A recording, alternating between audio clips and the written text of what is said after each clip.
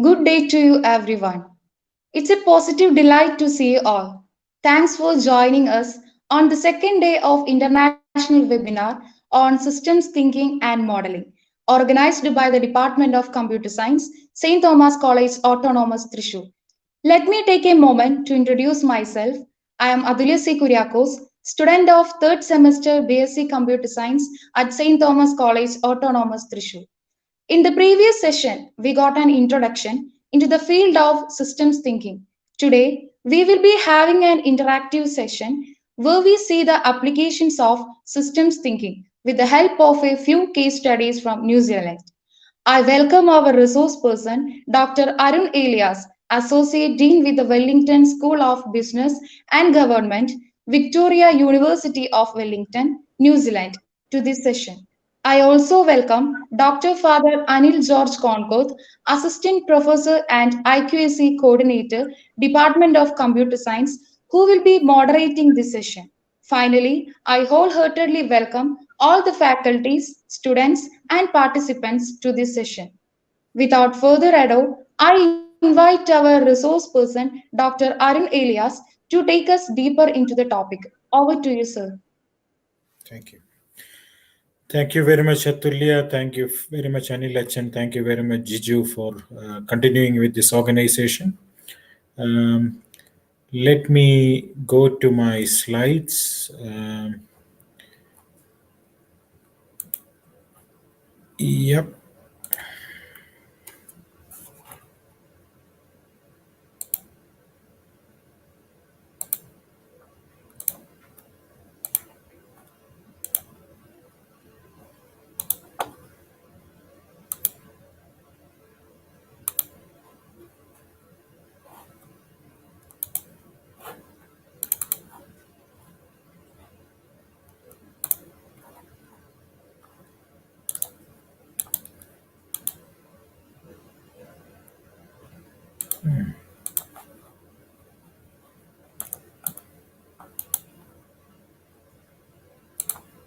Can you see my slides? Is the slides visible?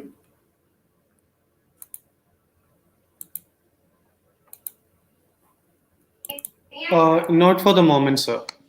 It's not visible for the moment. Yeah, it is visible, sir. It's visible. Yes. Thank you. Thank you very much. Now, today is the part 2, the second lecture for systems thinking and modeling, second class, second webinar. Thank you for returning to this class. What I would like to do maybe in an hour or less than an hour is to apply systems thinking. Yesterday we talked about the what question of systems thinking and modeling. Today I would like to discuss the how question. How can we apply it to the real world?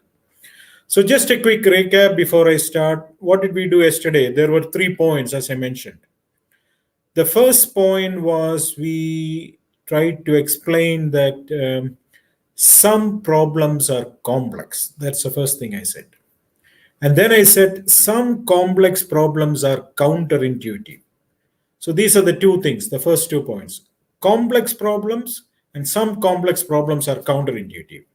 I showed you some examples, you would expect some behavior, but exactly the opposite behavior is happening.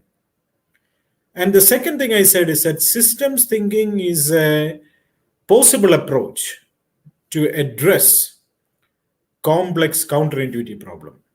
And I mentioned even some of the book names of the books in systems thinking is something like systems thinking, understanding change and complexity. So complex problems are good candidates to be addressed using systems thinking. And I explained the fundamentals of systems thinking. Finally, I said there are systems thinking is a world. There are so many approaches. There is a master's course in systems thinking in the University of Hull, a master's program, master of systems thinking. But I basically said there are 4 main types of systems thinking. You can classify them into hard systems, soft systems, critical systems, and multi-methodology. That's where we stopped. Today, the 3 things I want to discuss today are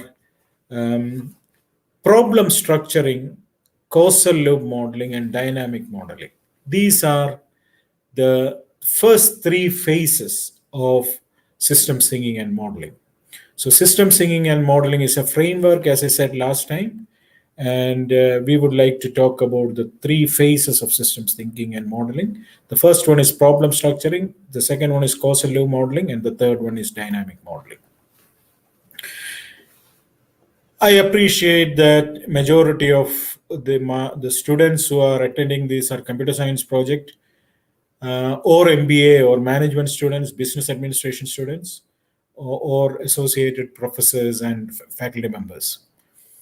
So something which I thought is common for all of you is project management. So I thought I'll focus on project management today. Now, the type of project, there are so many types of project. What is a project? The basic definition of project, it is temporary, it is unique, isn't it? Temporary means it starts at a particular point, finishes at a particular point. And the other thing, it is unique. No, they say no two projects are exactly the same. So, but what I want to focus on projects is something known as long-term developmental projects. Some projects take a long term. An example would be a transport infrastructure projects. I don't know, in Kerala, I'm not sure. Once upon a time, they were talking about something like a highway between, Kanyakumari and Kasargod. I don't know how real it is. It may be real. It may have been built, but I just, I have heard discussions about that. Motorway projects take time. I mean, if you look at the, project life cycle, for example, there is a lot of time which takes in project initiation of a long-term developmental project. It takes long time to plan the project. Project planning takes a long time. And many projects may even die at the phase of project initiation. And then the project execution also, it's a long term. It takes years to complete a transport infrastructure project in many cases. And then project closing.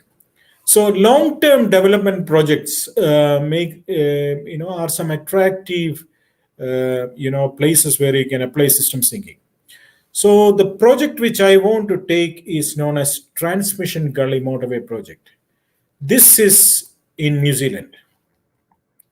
So I live in Wellington, as I said, and the biggest city in the north of Wellington or Northern Ireland is Auckland. So they've been planning this for so many years, this road known as Transmission Gully Motorway.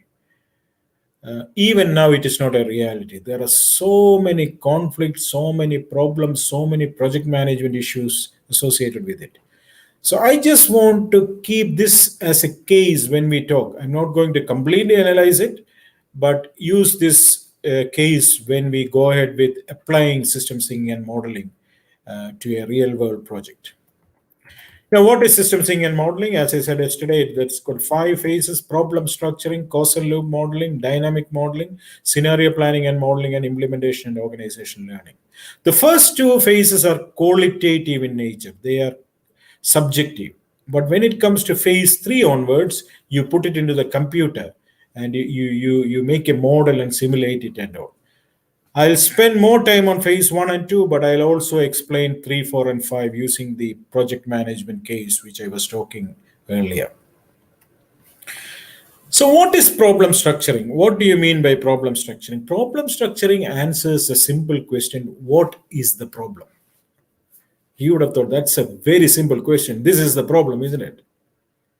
In a very pure engineering way, in a very pure scientific way, yeah, this is the problem. But when you take a management perspective, who knows whether that is a problem? You say that is a problem, I say something else is the problem, and somebody else says something else is the problem. The problem itself is not clear. What are we trying to do?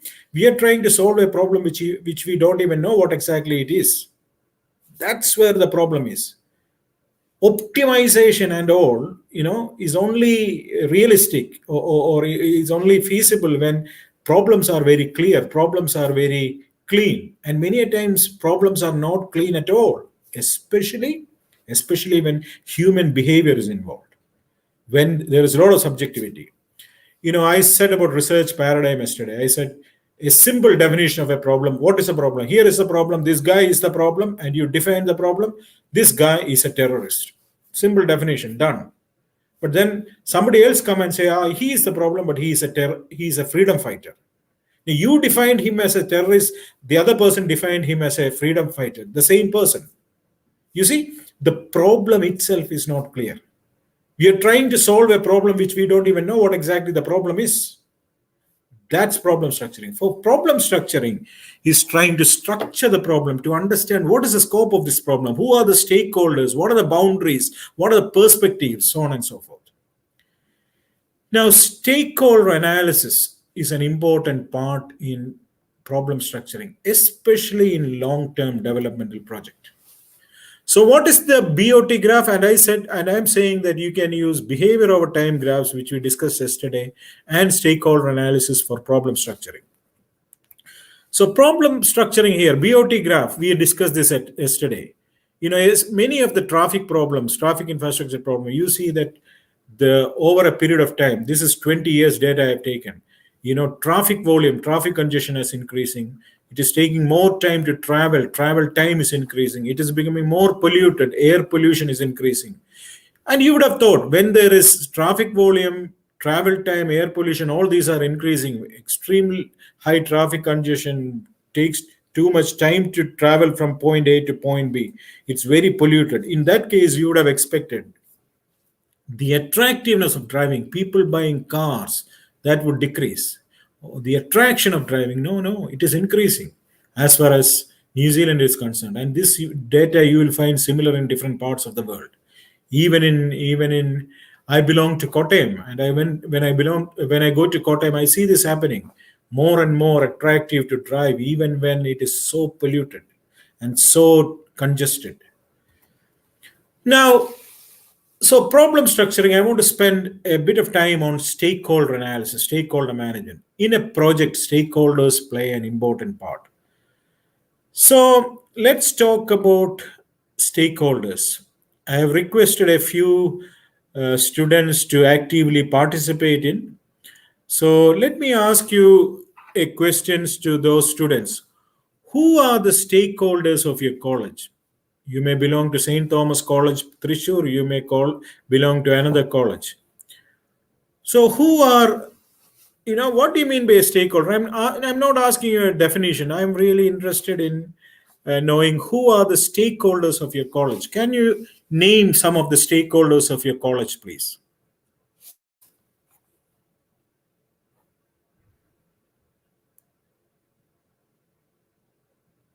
Can somebody answer?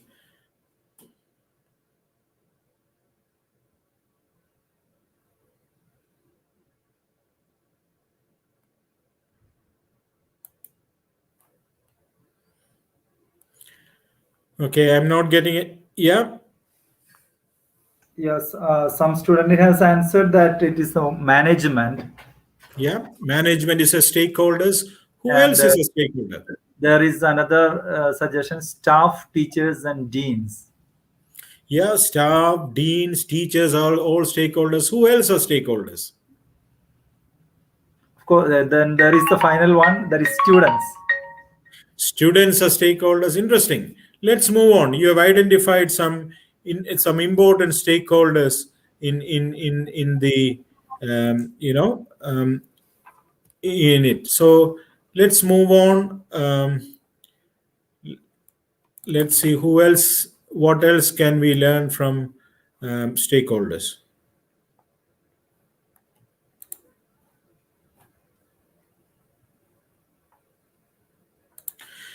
Now, let's look at the theory of stakeholder management. Theoretically, in management literature, stakeholders are defined in two different ways.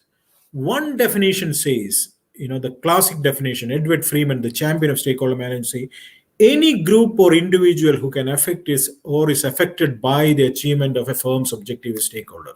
You take a project, anybody who can affect, or you can affect, or they can affect you. You can affect them, they can affect you. They are all stakeholders. Okay, that's a huge list of stakeholders. Now, Edward Freeman is the most famous person in stakeholder management. He's the guru of stakeholder management. There's also another guru in Canada called Clarkson. Clarkson says, unless and until you have a risk, there is no stake. That's much narrower definition. Freeman says anybody is a stakeholder who can affect or is affected by. Clarkson says, unless and until you have a risk, there is no stake. Now, what am I trying to say? I'm trying to say, even in management literature, there are two definitions, a broad definition and a narrow definition. Now, this stakeholder literature, the theory started in 1963 in Stanford Research Institute. And a lot of work has been done since 1963. I'm not going into the details of it, but you can see it. It from 1984 to 1995 to 2020. A lot of work has been happening. But one thing I wanted to show you is, in academic circles, there are academic journals. And one of the top journals in business management is Academy of Management Review, AMR, Academy of Management Review. I'm sure some of the MBA students have heard about Harvard Business Review. In fact, Academy of Management Review is many a times rated above Harvard Business Review. Now, this stakeholder model came in Academy of Management Review. Let's explain this. You are the main manager, you are the chief executive, you are the general manager, you have a lot of stakeholders. And you look at a group of stakeholders and they can classify them based on three attributes: their power, their legitimacy, and their urgency. Now, you are doing it, it is objective. Now, you look at a group of stakeholders, you see, they've just got power. They are powerful, but they are not legitimate, they are not urgent. Those sort of stakeholders are known as dormant stakeholders, according to this article. And then you look at another group of stakeholders, you think, they're not powerful. They don't have to be dealt with urgently, but they are legitimate. They are number two, discretionary stakeholders. And then you look at another group of stakeholders, you think, they don't have power or legitimacy, but these guys have to be treated urgently. They are demanding stakeholders. Now, there are other group of stakeholders who have power and legitimacy together. That's dominant stakeholders. Legitimacy and urgency together. Number six, dependent stakeholders. And you look at another group of stakeholders, you think, they don't have legitimacy, but they have power and they have to be urgently dealt with. I like the name. They are called dangerous stakeholders. If you look at all the three, they are right in the middle. Number seven, definitive stakeholders. And if they have no power, no legitimacy, no urgency, they are non-stakeholders. Now, friends, I want to ask you a question here. What is so great about this model? What is dynamic about it? Why should it come in the topmost journal called Academy of Management Review? Who can tell me what is important? What is dynamic about this model? Why is it so important? And they say it is dynamic. I mean, if you learn marketing, they say there are 4 P's of marketing. Isn't it some D's? So many D's there. But why? What is important about this model? Anyone? Can anybody answer? Why is this model important? Because they are the people who make change to the future, who impact on the organization. Yeah, even in a project or an organization, these are the people who can change it. Very good. Who else? What else? Why else is this model important?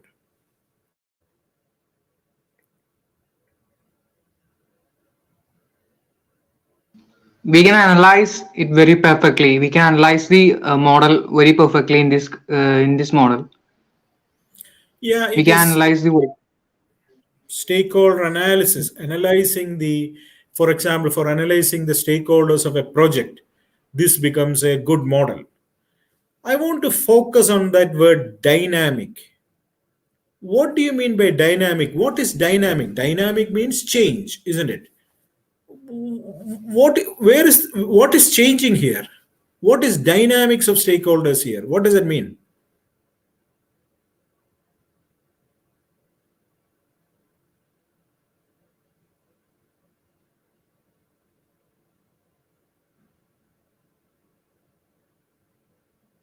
Anyone? What is changing? Why is it called dynamics of stakeholders? Because of their strength. Because of their strength. Anything else? What is changing? Who is changing?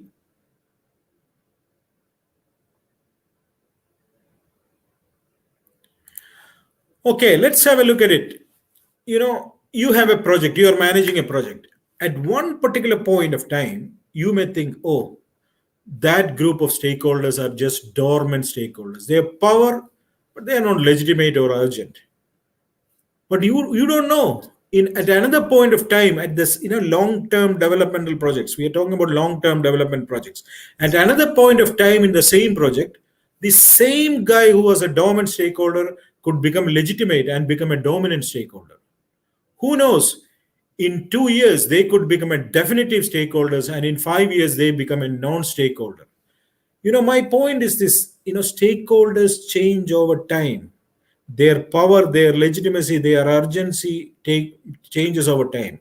The problem here, when you manage a project, I'm sure there is the Anil Achan there. These Achan and all manage a college. There are so many stakeholders while managing a college. Somebody wants admission, somebody wants something else, somebody wants something else.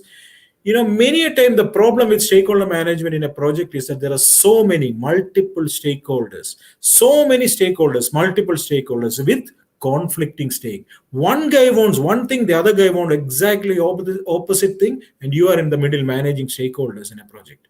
That's one of the problems. What am I trying to say? Stakeholder management is very complex. Why? There are multiple stakeholders with conflicting stakes. Too many stakeholders. You might think customer is a stakeholder. Customer is only one stakeholder. There are so many of them. There is staff, there is customer, there is students, there is management, there is political parties, there is government, there is regulatory mechanism, there is tax.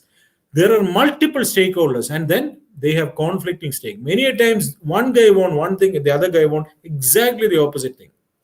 That's why it is complex. Now, I am also saying it is not just complex; it is also dynamic. These same guys who want one thing today wants a very different thing tomorrow. Stakeholder management is complex and dynamic. That's the point I wanted to mention. I also would like to say that stakeholder theory is really in a state of explosion. Theoretical developments, there is a lot of application: COVID-19, tourism management, R&D management, wildlife, energy policy, total quality management, logistics management. It's really thriving, this area of stakeholder management, especially in the research. A lot of people are doing a lot of research, and it is a very hot field in the area of research. So what did I say? I introduced the theory of stakeholder management. What I'm trying to say now is that we would like to apply the stakeholder management using the theory. So there is a stakeholder analysis framework which consists of rational, process, transactional, and analysis of stakeholder dynamics. I just want to focus on rational, a few steps in rational and stakeholder dynamics. Rational level stakeholder analysis. For example, you have a project. You have to analyze the stakeholders. Basically, it asks the question, who are my stakeholders in this project? What are their stakes? So Freeman says there are 4 steps in it. The first step is to draw a stakeholder map. What is a stakeholder map? What you see there? Multiple stakeholders: government, community, economic, internal, environmental, media. Think about it, media as a stakeholder. How can media be a stakeholder? Media can be a very important stakeholder. They can affect you, you can affect them. They may affect you something very good way, they can affect you in a very bad way. Now, if you look at that arrows, they are double-headed arrows. Why? Because you affect them, they affect you. In this case, I've put the transmission gully in the middle. The transmission gully is the motorway. A motorway project can affect so many ways. Now, once I finish this, I'm going to ask you to draw a stakeholder map where your college is in the middle. So prepare the answer. I will ask you that question. Instead of the transmission gully, if it is St. Thomas College, Thrissur, who are the stakeholders? So stakeholder map is basically identifying the different groups of stakeholders. Once you have done that, you have to identify specific stakeholders. Here, when I say media, in media, there will be newspapers, TV, radio. There are different media, social media, Facebook, LinkedIn, lot of, So this first part is a general stakeholder map. The second part is you identify in each group the specific stakeholders. Who are the specific stakeholders? Then you identify what are the stakes. Why are they interested? What are their stakes? For example, in this Transmission Gully motorway project, let's take Commercial Road Users Association. These people are high users of the road. So they want this road to be constructed as soon as possible because their profits, their livelihood is being affected. Regional Chamber of Commerce, what is their interest? Their interest is business. For business to thrive in the Wellington, New Zealand region, there should be good roads. Then there is Transmission Gully Action Council. These are community people. They are fed up of traffic. They live in that area. They want it as soon as. But there are environmental stakeholders who do not want this. They want to oppose any new developments. There are some councils, or you call municipalities. The politicians who want to work against this road. So there are different multiple stakes. So the first step is stakeholder map. The second step is specific stakeholder chart. The third step is identifying the stakes of stakeholders. And I also want to talk a little bit of dynamics. I told you that model. Who are the dormant stakeholders? Who are the discretionary stakeholders? This is important to identify at a particular point of time who are the stakeholders. And you need to change this. You draw this, in January, then March, you draw it again, then you draw it again in May, like that, So dynamics of stakeholders. Then you can see who are the powerful ones at a particular point of how the legitimacy is changing, how the urgency is changing, so on and so forth. What did I say? I'm saying the first thing in problem structuring is to draw a BOT graph, which we did yesterday, and then analyze the stakeholders. Now, I'm asking a very simple question. The first thing in a simple step, simple step is to identify the stakeholders. Now, can a few students draw the stakeholder map for St. Thomas College, Thrissur? You answered the question before. And if you are not from St. Thomas College, Thrissur, I understand there are some students from Sri Lanka. For your college, for your institution, who are the main stakeholders? I showed you the stakeholder map before. For a motorway project, it looks like that: government, community, economic, internal, environmental, media, so on and so forth. How will it look for a college? Can some students take 1 or 2 minutes and let me know who will fit into these circles?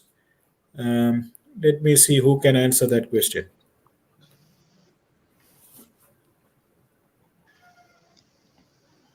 When it comes to internal party, especially the students, then so one is students, yeah. Who else? Then the lecturers, then the head of the department, then the dean, vice chancellors.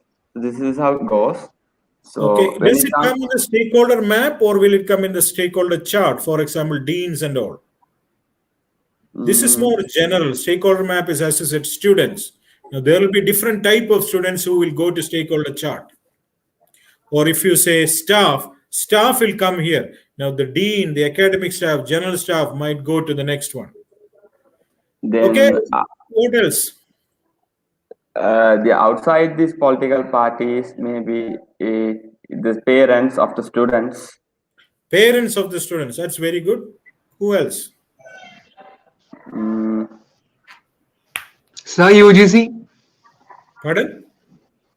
UGC. Yeah, regulators. I would put regulators, isn't it? And UGC will become one of the specific stakeholders. In the stakeholder map, I will put regulators, and then or government. Then I'll put UGC in the next step. You understood, Amal, what I'm trying to say? I'm trying to say that in this step, I will put regulators or government. Here I will put under regulators or under government, I will put UGC. Okay. Who else? Yes, sir. Yeah. Any other stakeholders?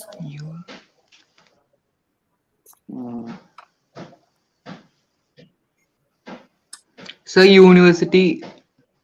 St. Thomas College comes especially. under a university, Calicut University. Excellent. Yeah, university, other colleges, other universities. The point I wanted to mention here is there are so many stakeholders. There are so many stakeholders. And if you don't consider all the stakeholders, your success of your project could be questionable. Because this is what I'm saying. Stakeholder management is an art. You need to identify the stakeholders. You need to manage the stakeholders. Yeah, I mean, smart managers, smart project managers identify the stakeholders. And this is what I said. And they change over time also. It is not that they are always supporting you or opposing you. They change their positions, they change their interests, they change their power over time. So that was the first part of my lecture. I wanted to talk about problem structuring. So problem structuring is basically asking what is the problem. Now, when you identify stakeholders, when I said identify the stakes of the stakeholders, different definitions of the problems will come out. One stakeholder will define the problem in one way. Another stakeholder will define the problem in another way. That you will get a rich definitions of the problem situation. And then I also talked about BOT graph. Now, just taking a step back, yesterday I said, it's complex, counterintuitive problems. Some problems are complex, some problems are counterintuitive. You thought market share is coming up, but it is coming down. Or we thought the congestion will come down, the congestion is going up.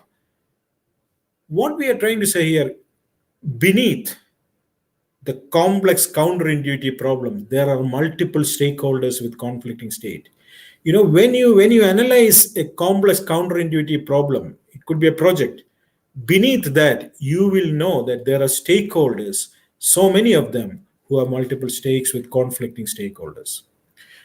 The second part, I want to talk about causal loop modeling in systems thinking and modeling framework.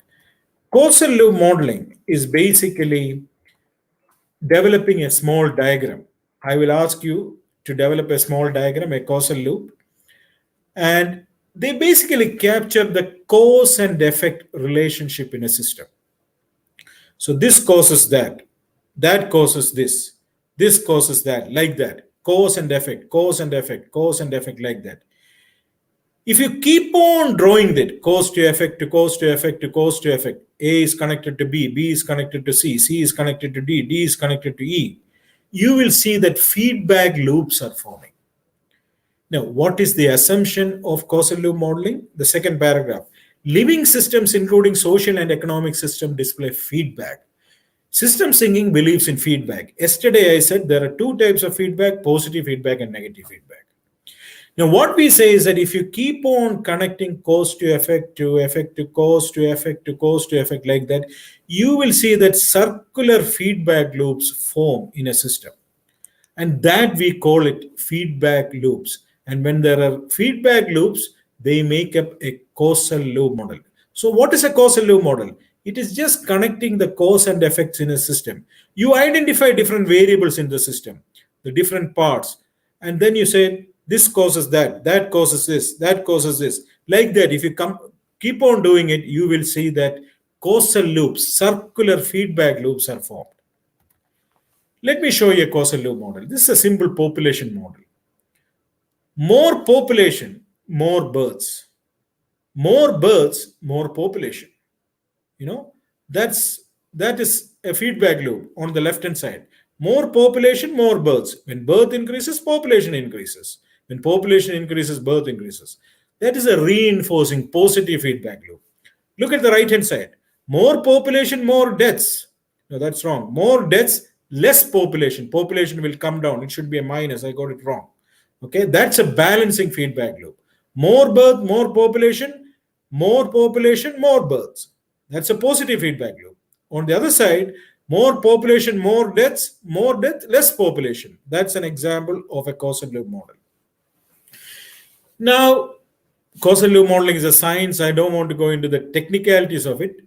I want you to familiarize, or I want to present some simple generic causal loop models. In systems thinking, we call it systems archetypes. One systems archetype is known as fixes that fail. Fixes that fail. What does it mean? You have a problem symptom. You are managing a project, you are managing something, you are managing an organization, you are managing a project or whatever. You have a problem symptom.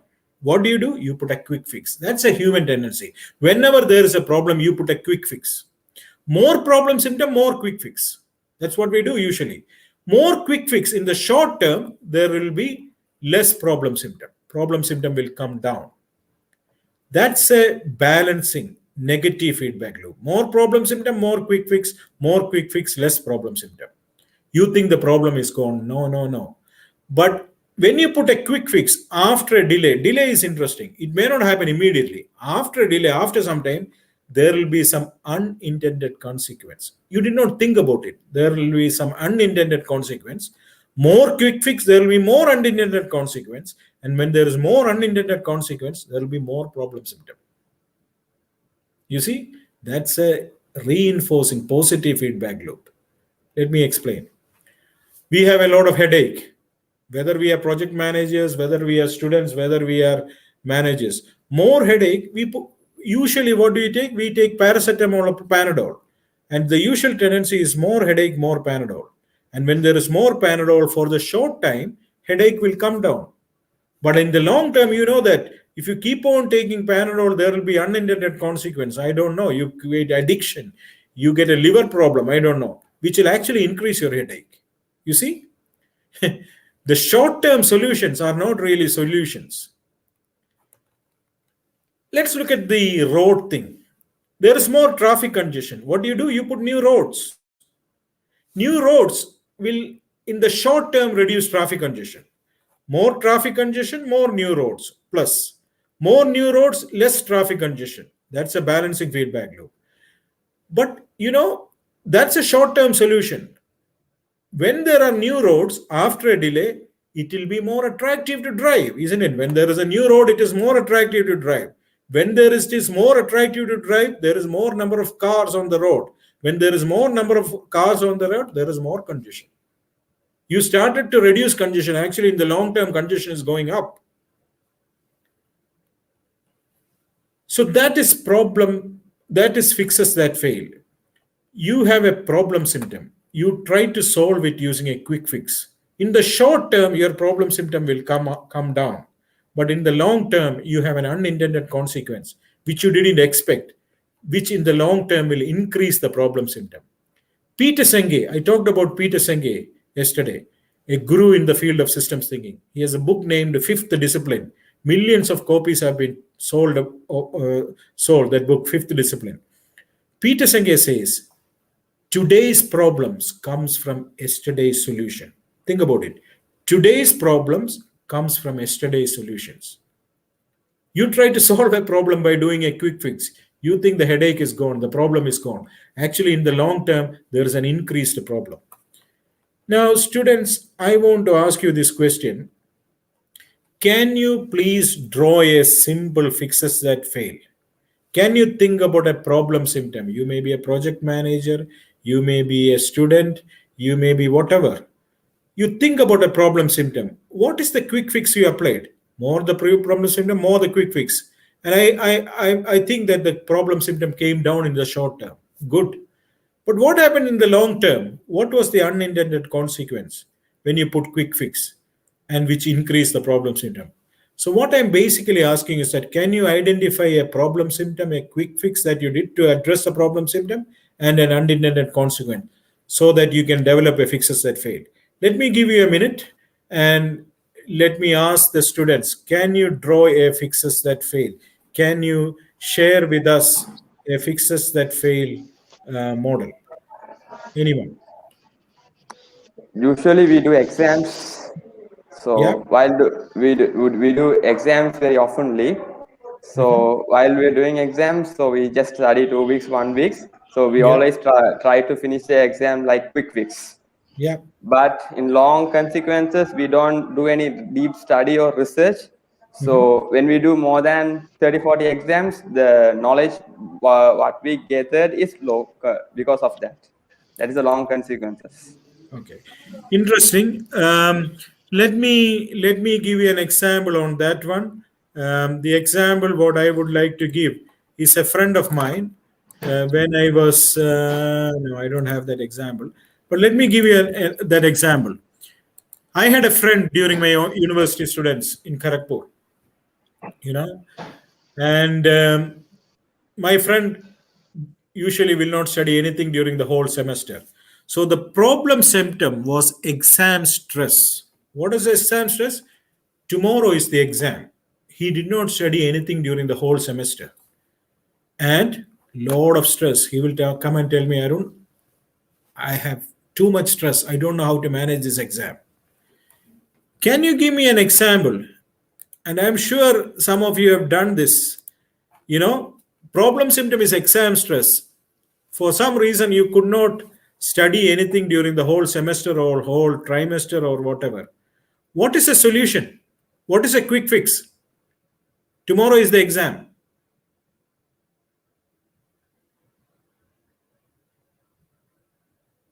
Selecting the one area which will come for the exam and study that deeper. Hopefully it will come, isn't it? It may not come also. Okay. Yeah, just do a very short study and pray to God that, that will be the question which is asked. I still remember when I was doing my 10th class exam, our headmaster came to our school. I studied in a school called MT Seminary High School in Kottayam. So the headmaster said before the SSLC exam, in Malayalam he said, "Albhudangal sambhavikkunnu vicharikkillathu. Albhudangal sambhavikilla. You can't expect miracles. You better go and study." So yeah. What other strategies do you use? What is a quick fix? Going to the past papers or the previous questions. Yeah. Going through the past papers and doing the questions for that. And in New Zealand, there is something known as cramming. The whole night you study. Tomorrow is the exam. So you study for the whole night. Okay. Now, my friend had different ideas. What did my friend do? That technique is also using here. Yeah. Okay. Very good. So my friend in Kharagpur, what he did, he said, "Oh, I'm really stressed out." So he will go and drink. He will go and drink alcohol. He will say, completely get drunk and said, "I have no stress, Arun. I'm completely drunk." And he will go and sleep. Okay. He is drunk. He is go and sleep. What does it mean? Even that one night study which he could do, that's also gone. The other side of the story, the exam doesn't disappear. Exam is still there. The next day morning, he will wake up and he will say, "Double the stress, Arun. I didn't even study anything during the night."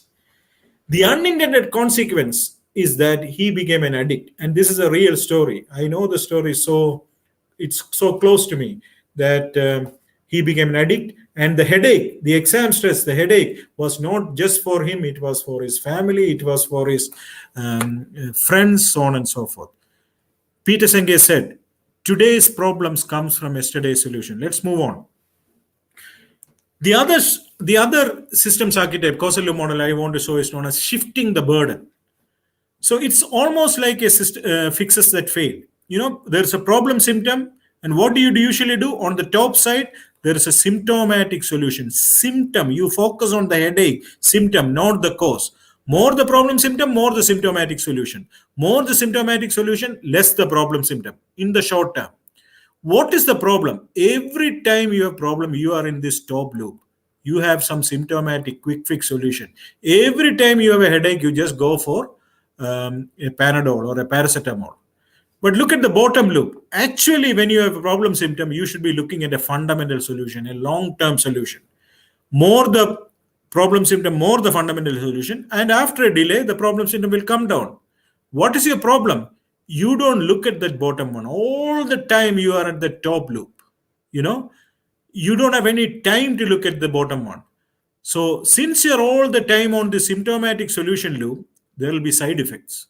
That side effects will actually reduce the fundamental solution. You see what I'm saying? It will reduce the chances of a fundamental solution. Shifting the burden, the human tendency to act on all the time on the symptomatic solutions rather than the fundamental long-term solution, which will make it difficult because of side effects to implement the fundamental solution. This is very true in project management, especially long-term developmental project. Shifting the burden, friends, is also known as Helen Keller archetype. Helen Keller archetype. Now I have a question for you. Who is Helen Keller? I'm sure you've heard the name. Sir, Helen Keller was a blind and deaf woman who has been a great motivation for everybody. Excellent, Amal. Well done. What happened to her life? What is the story? When she was nearly at 4 or something, her vision and she became deaf. Hearing. And Yeah. and she learned from her teacher. Her teacher helped her to learn, and she became a great writer and has influenced so many people. That is very good answer. Well done, Amal. I'm very happy. That's very good. I ask this question all over the world. Many a times people forget about Helen Keller. You know about Helen Keller. Yeah, you're right. She was blind. She couldn't hear, therefore she couldn't talk. And what was the problem? You look at the central variable, the middle variable, Helen Keller's need for help. In simple English, she was blind, she was deaf, she was dumb. What did her parents do? For anything and everything, assistance by parents. Everything she needs, the parents helped. Parents helped with whatever she asked. Whenever there was a need for help, parents were there. I do it as a parent too. Many parents do that. They just simply help the children.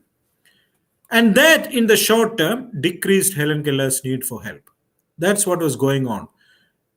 In her early years, Helen Keller was in the top loop all the time. More Helen Keller's need for help, more assistance by parents, less Helen Keller's need for help. Now, what happens? Since she was in that loop all the time, more and more growing dependence on parents. For anything and everything, she needed help from her parents. Okay? Now, as Amal said, in Helen Keller's life, a teacher came in, a nanny came in. Her name was Anne Sullivan. What Anne did was a fundamental solution. Look at the bottom one, teaching Helen to help herself. Rather than spoon feeding everything, whatever she needs, you give it. What the nanny did was teaching Helen to help herself. So that improved Helen's need for help, or decreased the need for help. That solved the problem. Parents are nice people, but what parents were doing was all the time giving help to them, spoon feeding all the time. Whereas what Anne Sullivan did was teaching Helen to help herself. But because of the top loop, they were more and more dependent on the parents, Helen, and Anne initially found it difficult to improve that solution. Okay? Now, quick question to my students. If that is the case, if you agree with Helen Keller archetype, you walk through the streets of Thrissur or Colombo or wherever, or New Zealand, and you have some people begging for help, what should you do? Do you get my question? There are some people asking you for help. Can you give me some money? We must make some way to make them earn themselves. Sometimes we can make a shop for them so that they can sell something like a tea or something and earn for themselves, so they can have a sustained flow of money to their life. If we give some money, they can use it for that moment only. So we can give them a platform or something like that to work on and earn something. Yeah, I think you got the point. I mean, it is much more complex question. I made it very simple. I mean, maybe somebody would argue, if you don't give something right now, that person might die. That's another argument. But what I'm trying to say is this, many a times short-term solutions may not actually solve the problem. There may be exceptional cases. In some cases, a person is really in need. You may have to give something. But you have to think about it. When you give something, perhaps it is not used. There's a Tolstoy story, I'm sure you know. But also, maybe the longer solution is to help that person to make that person self-sufficient. Just a thought for you. Okay, let me move on. Just one more. limits to success. There are some limits to success. Limits to success, the interesting part is that, you put a lot of effort on more performance, more effort, more performance, more effort, performance, more effort. But what they say in systems thinking is that at some point, the performance, there is a limiting action because there is a constraint. The best part of this limits to success is overshoot and collapse. You see some overshoot, you grow so fast, then you collapse. That's a classic system thinking problem. You grow so fast and then you collapse. You have several examples of growing so fast. What is a simple example? I mean, agricultural products. Sometimes, I don't know whether you remember in Kerala, sometimes back when I was young, Cadbury came to town and said, we want cocoa. So many of the coconut farmers, many of the rubber farmers cut their coconut and rubber and change into, cocoa farming. And cocoa cultivation, Kerala was booming, overshooting. At one point, Cadbury said, we have enough of cocoa, we don't want any. And then it collapsed. Overshoot and collapse. Year 2000, there were so many .com companies. There are so many .com, that .com, this .com. And then it collapsed. Overshoot and collapse. And you see this in subjects. You see this in, everybody wants to go to learn one program. I don't know whether it is MBA, whether it is computer science. You see it's overshoot, then it collapses. Okay. So similarly, you can look at a counterintuitive problem, and you can identify the different feedback loops in the system. I'm not going to explain this feedback loop. This was a causal loop model which we developed for that transmission gully motorway project. But what I was more interested in was you understand the long-term and short-term effects. I'm not going to the technicalities of it, but what I'm saying to say is that the interaction of these feedback loops, there are so many feedback loops behind it, they make the problem complicated. The structure which is put here using these feedback loops is responsible for the counterintuitive complex behavior we captured using the BOT. Structure dictates behavior. That's the crux of system thinking. Structure dictates behavior. This is the structure, all these interactions, all these feedback loops, many feedback loops. And this structure of feedback loops causes your behavior to be complex. What does that mean? If you want to change the structure, if you want to change the behavior, you have to change the structure. And if you have to change the structure, it takes time, it takes effort. We don't have any time. We are just trying to change the behavior without changing the structure. Structure dictates behavior. Friends, the third is dynamic modeling. I don't have time to discuss it, but I just want to say this is computer simulation, computer modeling. You can put that qualitative causal loop model into the computer. There are different computer packages, WhenSim, I think, there are different packages. You can put those feedback loop model into a computer simulation model. An example I have given there. This becomes very quantitative. Then you can try different scenarios, different experiments on the model and see what will happen if I do that. What will happen if I do something else? So I did an example. The motorway is coming into existence. What happens? What it shows is that if you simulate for 20 years, the traffic volume, number one, will keep on going up. The congestion will keep on increasing in the long term, even if you build a new road. Number two, travel time. Travel time will decrease. It is increasing right now. Once a road comes in, sharply it will decrease. Sharply it will decrease. But then it will start increasing again. Let me take about emissions. Number three, emissions is as of now slow, is coming. It will increase and it will keep on increasing. That's what it shows. And speed, for example, is coming down, but the speed will go up suddenly once a road comes, then it will again come down. So what it shows is that at the end of the day, a new road may not always serve the purpose. So there are a lot of stakeholders arguing for and against this road. So finally, I just want to conclude with implementation and organization learning.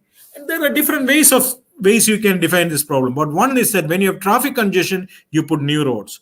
But when you have new roads, in the long term, there is an attractiveness of driving which will increase traffic congestion in the long term. So I would like to stop here. To summarize what I said is this: systems thinking and modeling is a way of looking at the whole. One model, one framework for system thinking is system thinking and modeling framework. There are 5 phases in problem structuring. You define the problem, you include the stakeholders. We talked about stakeholders. How can we structure the problem by including the stakeholders? 2, you develop a causal loop model. That's cause and effect system. We looked at some generic causal loop model, fixes that fail, shifting the burden, limits to success. Then you can put it into the computer and then you can simulate it. You can try different experiments, different scenarios and say what will happen. From that, you can implement and do some organization learning. Thank you very much for listening to me. I have 5 minutes more, I think, and it is time for you to ask any questions. Okay, thank you, Dr. Arun Elias. It was an excellent presentation. We have some of the students present here to interact, and all those who are having some questions, or you want some clarifications or your own remarks you want to make, you may just post on your comment box. But at the same time, we have some of the students present here on the platform to air your views or your questions on this platform. And let me introduce some of them. And the first one is from University of Kelaniya in Sri Lanka. It is none other than Julian Martin Sugivan. I would call him Sugivan. Am I right, Sugivan? Yes, sir, you're right. Yeah, you are welcome to this platform. And secondly, we have another student from the same university in Sri Lanka, that is Ponraja and Nithya. Yes, sir. Yeah, okay, you are welcome. And we have our own student, Amal C. Babu from St.Thomas College, doing his BSc Computer Science. So first of all, I would ask Sugivan to air your question. Since we are going through the modeling, sir, so we need to learn a lot, like modeling techniques and all. So what are the sources to increase the knowledge, to learn more? I will say the first thing is that if you look at, you can write it down, VENSIM, VENSIM, VENSIM. So modeling techniques, VENSIM is a software, and there are a lot of, the model for example, I showed the population model, the population increases, birth increases, population increases, and that model is available on YouTube. You can simulate it, you can try that. So the first step I would say is that try that population model using VENSIM. You can, for academic purposes, for 90 days, you can download VENSIM for free. So 2 things I say: download VENSIM for free, try population model. Thank you. Okay, thank you, sir. Before I go to Nithya, we have a question on the chat box, and it goes like this: conflicting interests, how do we deal with it? There's no simple answer for that. But that is what the real world is. You have conflicting interest. In system thinking, I didn't go into it. There is a way of, Peter Senge says we all have different mental models. Why there is conflict? Because we have a mental model. This road is good, this road is bad, this college is good, this college is bad, this teacher is good, this teacher is bad. Different people have different interests. No, so these are because of our mental models. We think differently, we are different, it's psychological. But systems thinking have mechanisms by which you can bring in these stakeholders, these conflicting stakeholders, and generate a shared mental model. There is a step-by-step mechanism.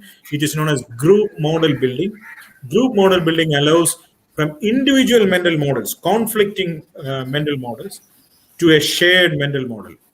Yeah. So the best place is to read Peter Senge's book, Fifth Discipline. He explained how to develop shared mental models. Okay. Thank you. Next, we have Nitya. She's doing her Bachelor of Business Management. Nitya, please put up your questions. So, sir, how can we manage the plenty of shareholders while making a decisions in a positive manner? Can you So repeat that question, Nitya, please? how can we handle the shareholders in a company or while we making a decision? How can we handle so many of stress are from shareholders or like that, shareholders or stakeholders? Yeah. So how can we handle in a positive manner? Yeah. So that's where stakeholder theory started. Stakeholder theory started with an opposition to shareholder theory. So initially it was all about shareholders. So what stakeholder theory is saying that it is not just about shareholder. Yeah, shareholder have a profit maximization interest. But unless and until you make other stakeholders happy, you won't make the shareholders happy. I worked in Tata Steel, Tata Iron and Steel Company before I came to New Zealand. I'm talking about 20, 25 years back. Tata Steel, if you know Tata Steel in India, Tata Steel's original advertising campaign was something like this: "We also make steel." Everybody in India knows that Tata makes steel. Tata is one of the biggest companies in India. It was such an arrogant advertisement. I still remember when there was cricket matches, it used to come. We also make steel, Tata Steel.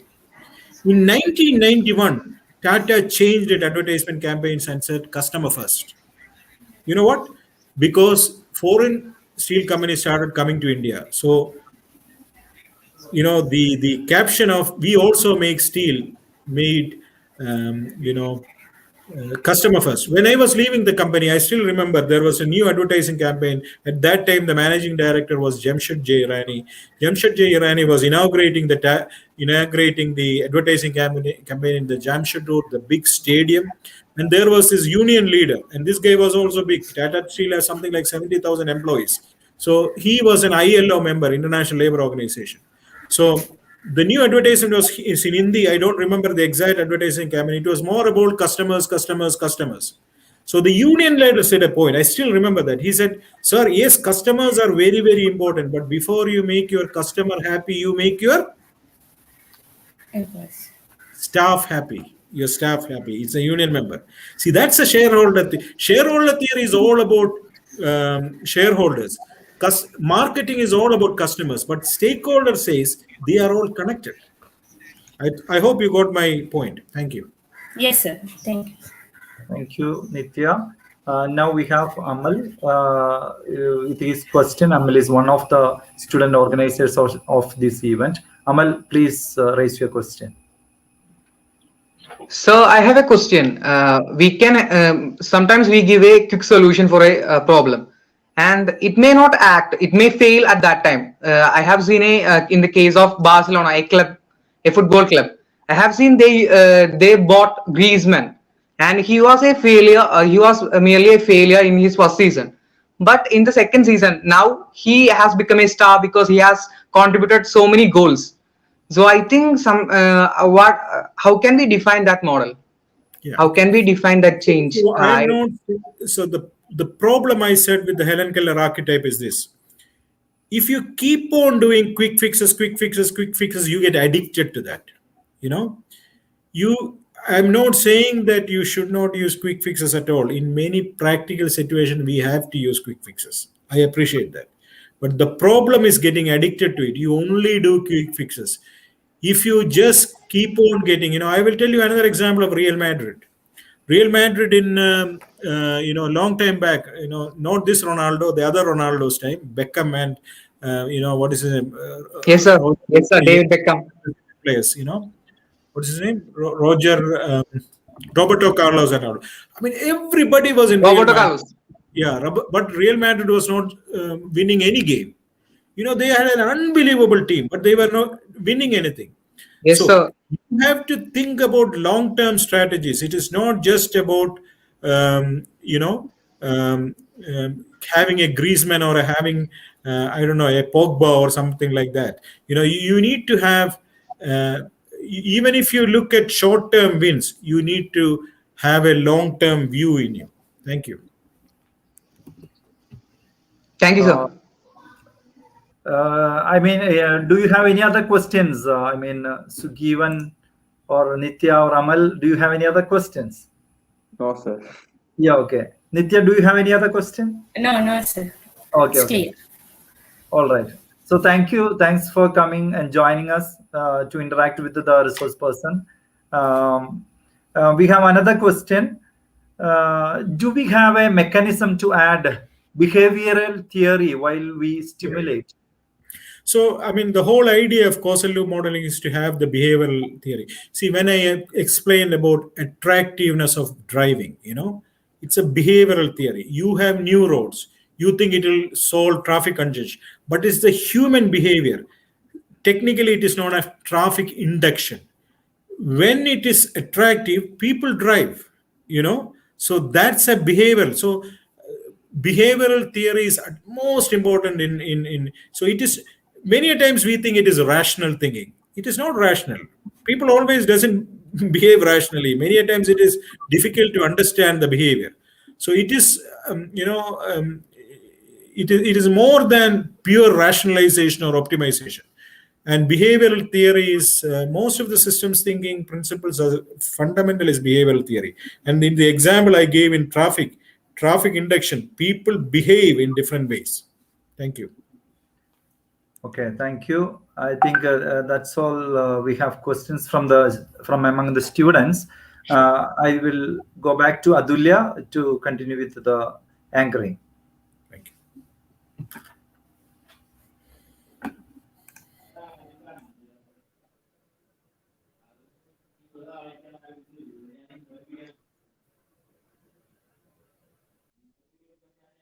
With that, we come to the end of our second day international webinar on systems thinking and modeling. I express my sincere gratitude to you, sir, Dr. Arun Elias, for these enlightening sessions.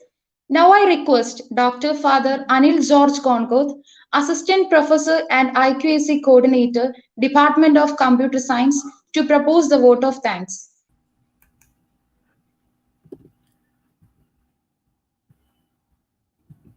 Okay, every good thing should come to an end.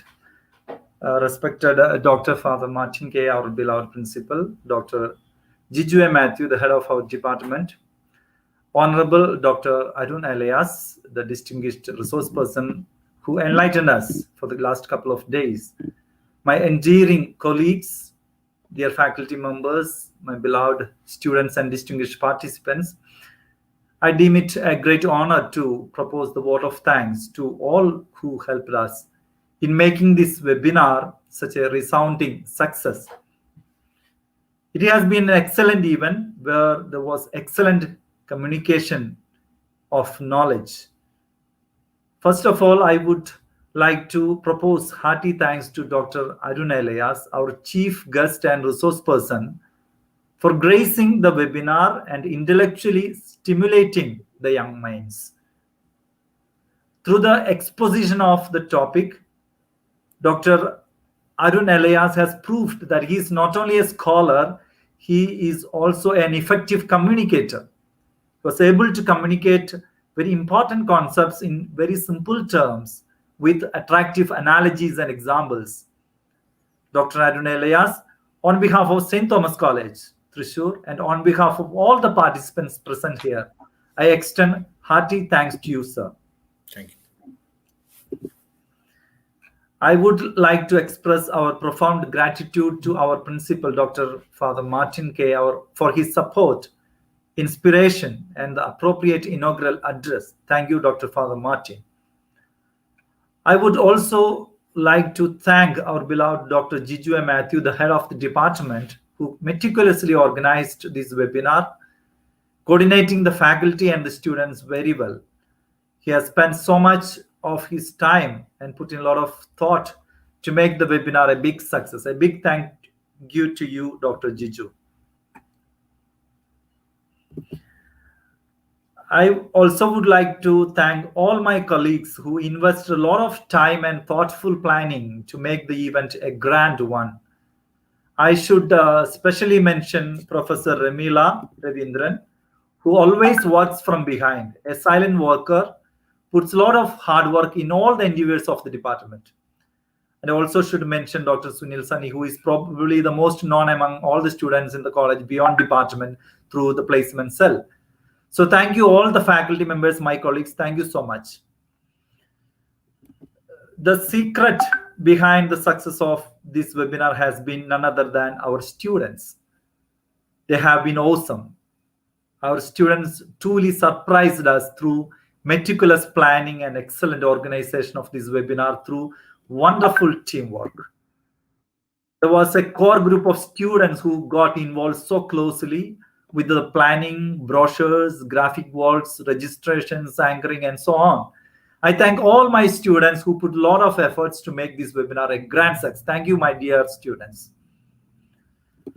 I also thank Mr. Jaswin, who provided us with the technical support and spent his time for this webinar. Last but not the least, you participants, without you, this webinar wouldn't have been meaningful. Thank you very much for your active participation. Once again, I thank you all. Have a good day. Thank you. Thank you, Father. Thank you all for your active participation. Hope all of you have filled the feedback form provided in the chat box. We hope to meet you again for such vibrant events as these in the near future. Until then, this is Adulya C. Kuriakos signing off. Have a great day.